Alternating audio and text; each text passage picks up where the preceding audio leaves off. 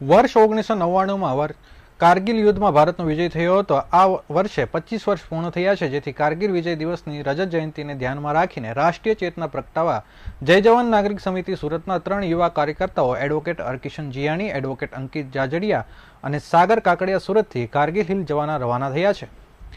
મંગળવારે સવારે 10 કલાકે શહીદ સ્મારક MiG-23 વિમાન સરથાણા વરાછા રોડ ખાતેથી આ ત્રણેયની બાઇક યાત્રા શરૂ થઈ હતી, જ્યાં જય જવાન નાગરિક સમિતિ સુરતના ટ્રસ્ટી કાનજીભાઈ ભાલાળા, વરાછા બેંકના ચેરમેન ભવાનભાઈ નવાપરા, સૌરાષ્ટ્ર પટેલ સમાજના ટ્રસ્ટી મંજીભાઈ વાઘાણીએ કારગિલ બાઇક યાત્રાને શુભારંભ કરાવ્યો હતો। સામાજિક અગ્રણી ઘનશ્યામભાઈ બિરલા તથા એડવોકેટ નીતાબેન જીયાણી ઉપસ્થિત રહ્યા હતા।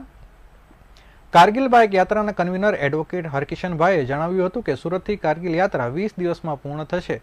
રસ્તામાં આવતા આર્મી કેમ્પમાં જય જવાન નાગરિક સમિતિ અને સુરતના લોકોનો સંદેશ પહોંચાડવામાં આવશે। કારગિલ યુદ્ધના વિજયને 25 વર્ષ પૂર્ણ થયા છે, તે નિમિત્તે સુરતથી કારગિલ બાઇક યાત્રાનું આયોજન કરાયું છે।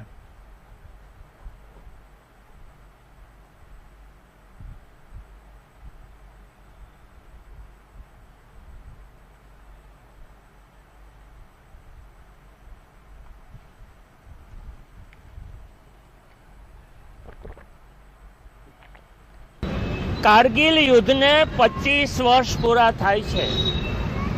કારગિલ વિજય દિવસના 25 વર્ષ સિલ્વર જ્યુબિલી રજત જયંતિ નિમિત્તે સુરતથી 3 યુવાનો બાઇક ઉપર કારગિલ યાત્રાએ જઈ રહ્યા છે। આ ત્રણેય યુવાનોને એક શુભેચ્છા આપવા અને કારગિલ બાઇક યાત્રાનો શુભારંભ કરાવવા માટે આજે આ એક ગૌરવવંતો પ્રસંગ છે। સુરત શહેર અને ગુજરાત ગૌરવ અનુભવી શકે કે આ કારગિલ વિજય દિવસે સુરતમાંથી 3 યુવાનો આ કારગિલ બાઇક યાત્રાએ જઈ રહ્યા છે।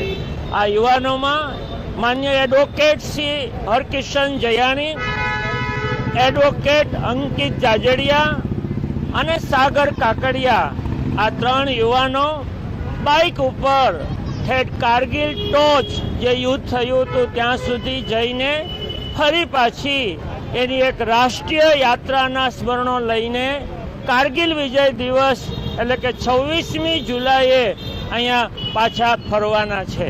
જ્યારે સુરતમાં કારગિલ વિજય દિવસે સરસ મજાની તિરંગા યાત્રા અને સમર્પણ ગૌરવ સમારોહનું આયોજન થયું હશે, ત્યારે આ ત્રણેય યુવાનો કારગિલ જઈને આ બાઇક યાત્રા અહીંયા પરત ફરશે। ફરી આ ત્રણેય યુવાનોને બહુ ગૌરવ સાથે શુભેચ્છા પાઠવીએ છીએ।